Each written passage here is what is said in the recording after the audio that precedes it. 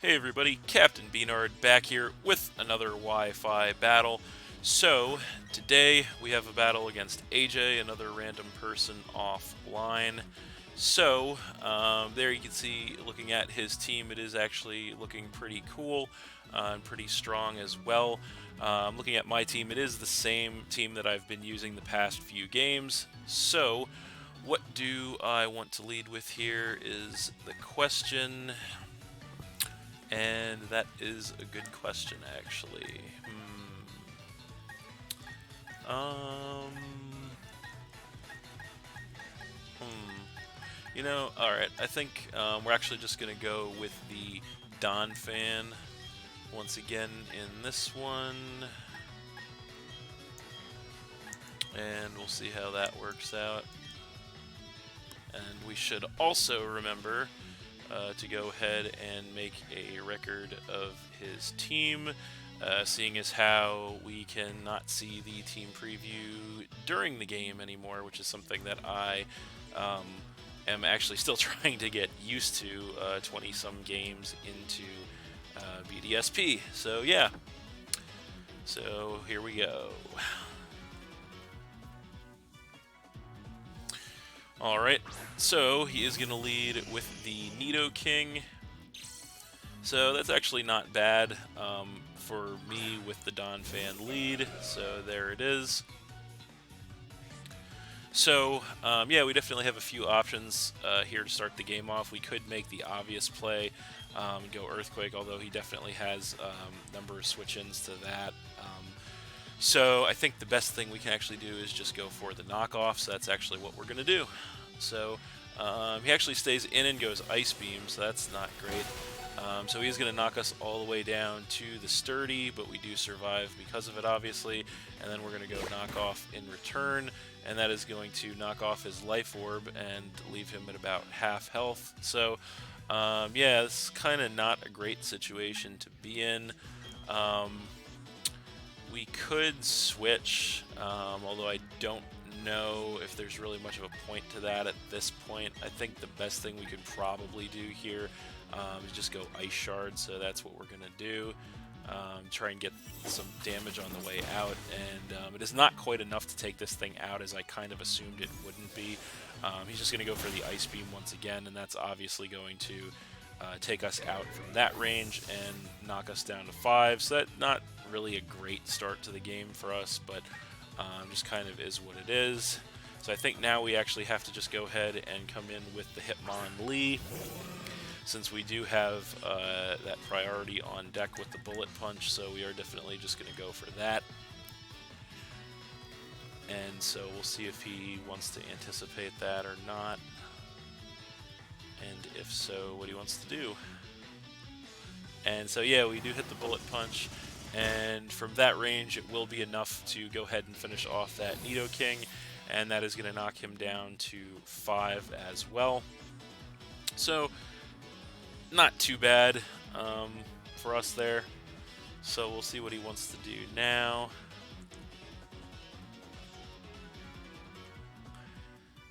So definitely thinking about this one.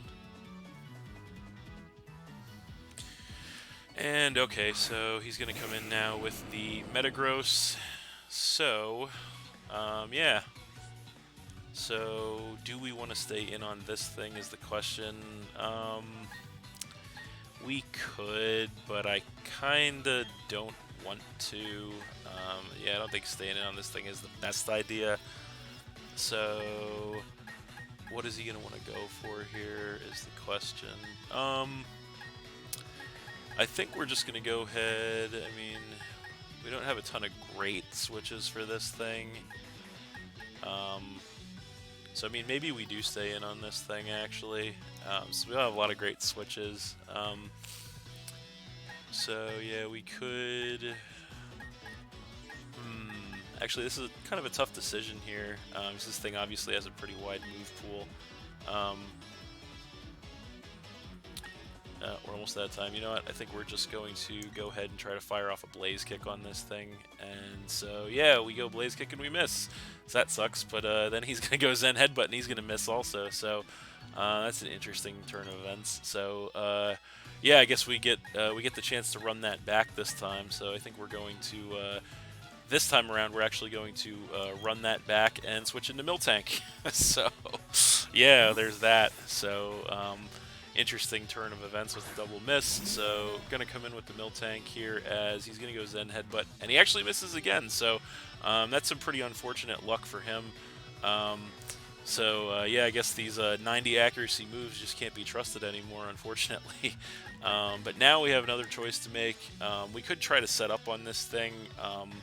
We might be faster than it, actually. I'm not sure. I think it's going to be close, but I think we actually are just going to attempt to set a curse up on this thing, as he does outspeed us, so that's unfortunate. He hits the Zen Headbutt, which is also unfortunate. This time around knocks us below half, but we do get the curse, so we're going to go ahead and take a speed drop and get that attack and defense increase. So yeah, then we're also going to regain some HP with the leftovers, so we're sitting a little under half. Thanks to the defense boost, though, we should be able to take another one of those. So we're going to go ahead and try to Milk Drink this turn as he goes Zen Headbutt, and he's going to miss again, so that actually really sucks. He is 1 for 4 for Zen Headbutts in this game so far, so that's some really bad luck on his side. We get the Milk Drink off, which is good, and then regain the rest of our health with the leftovers, so that's really good for us. I think at this point there's no reason to not just curse again, so that's what we're going to do. Is he goes Zen Headbutt again, and he does connect, and it takes us down by a little less than half as we do get the second curse off, which is obviously huge for us. So we're going to go ahead and get another speed drop added with another attack and defense increase. And then we are going to get some HP back from the leftovers once again. So I think to play it safe, we're actually going to have to Milk Drink again this turn. So he's going to go Zen Headbutt, and he connects with another one. So that's going to knock us down to about a third. And thankfully we don't get flinched, because that would suck, as we do Milk Drink to put ourselves back up to almost full after the leftovers recovery as well. So, I don't know if I really want to get too greedy with the curses here, so I think we're actually going to go on the offense this turn with an Earthquake. We're sitting at +2, so it should do a lot. He's going to Zen Headbutt once again to knock us a little above half. We do get an Earthquake in return, and that is enough actually to just go ahead and one-shot the Metagross at +2, and that is going to knock him down to 4, so that is pretty great for us actually. As we do get some HP back with the leftovers. So Miltank actually sitting in a pretty decent spot now at a +2 attack and defense, as well as still has the leftovers recovery intact. So yeah, that is definitely good news for us. So now he's going to go ahead and come in with the Articuno. So yeah, I think there's no reason to just not go ahead and go Body Slam in this situation. He is going to probably hit us with a special attack. Who knows if we can survive it or not, but we're going to find out. So he's going to go Hurricane, and he does connect with that, and we do survive that with 22 HP in the red. We go for the Body Slam in return, and it is not quite enough to actually take the Articuno out. He does survive in the red, as we do get some HP back with the leftovers.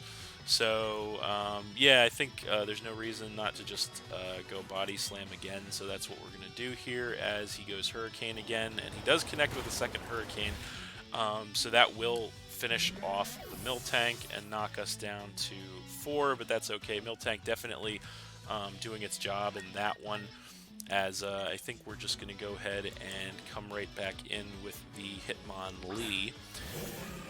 So yeah, and yeah, unfortunately he knows the Bullet Punch could be coming here, but I think we really just have to go for it. We don't want to make any risks, as we do get the Bullet Punch on the Articuno, which will definitely finish it off from that range, and that is going to knock him down to 3, so that is definitely good news for us. So we will see what he wants to bring in response.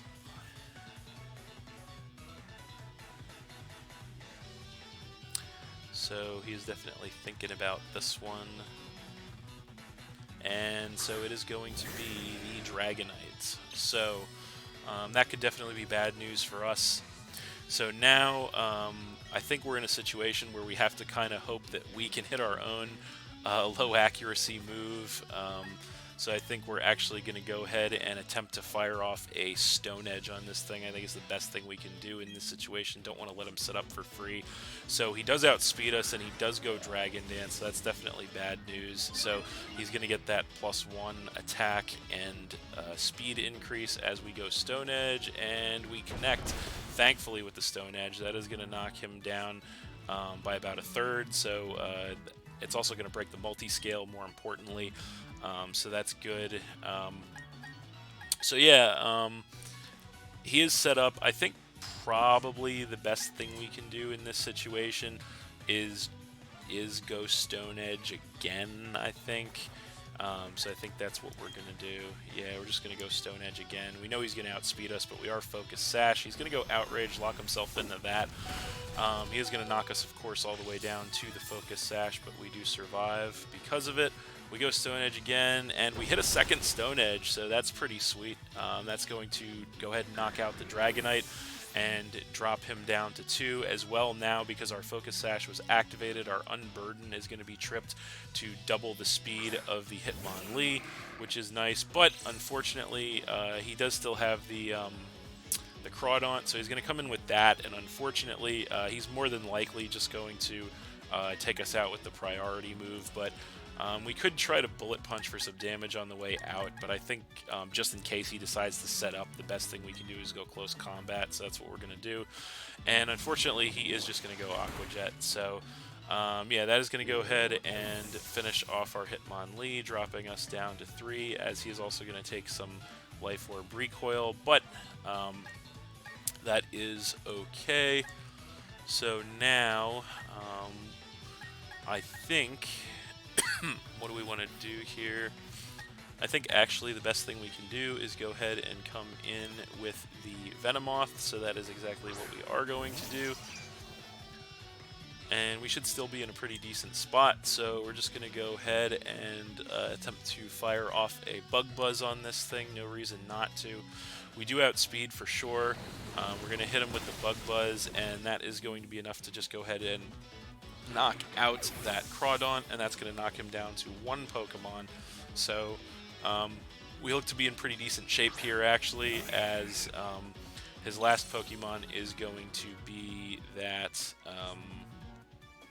Heracross. So yeah, I think I think there's no reason to do anything other than just click Psychic in this situation. So that is exactly what we're going to do. And he actually outspeeds us, so that's interesting. He goes Rock Slide, knocks us all the way down to our Focus Sash, but we do survive because of it. And he does take some Life Orb Recoil damage there as we get the Psychic in return.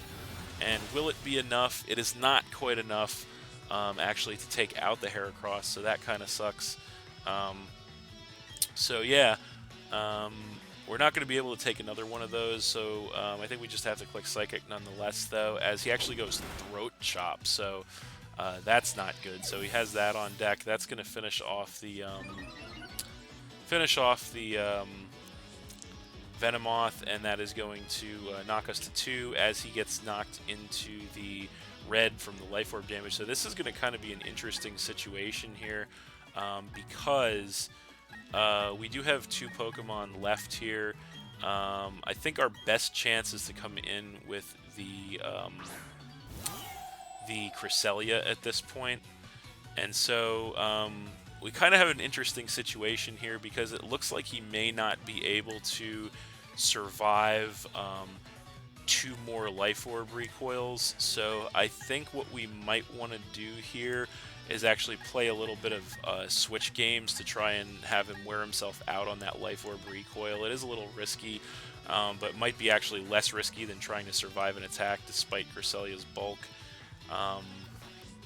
Yeah, it's actually kind of I think that's the plan that we have to go with, though, is just try to have him wear himself out on Life Orb recoil. So we're going to go ahead and Double switch into Empoleon here now that we know he has the Throat Chop, hoping that he's actually just going to go for that or maybe a Bug move. So there's the Empoleon, as he is going to Mega Horn, so that's actually good.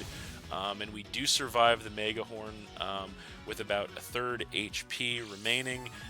Then he does take more Life Orb recoil, as we do get more HP back with the leftovers. So he can't survive. It doesn't look like another Life Orb recoil, so we're just going to go ahead and click Scald here, as he is going to outspeed us and hit us with a close combat, which will definitely take the Empoleon out from that range. It is going to cut his defenses. That's not going to matter. We do lose Empoleon, which knocks us down to just 1. He does get another Moxie boost to increase his attack once again, but then thankfully he is going to go down to the Life Orb recoil damage this turn, and since we still have Cresselia in the back, that is going to be game. Alright, so we're going to win that one 1-0 against AJ, but that was an incredibly close game. Definitely could have gone either way. Definitely some pretty decent hacks there.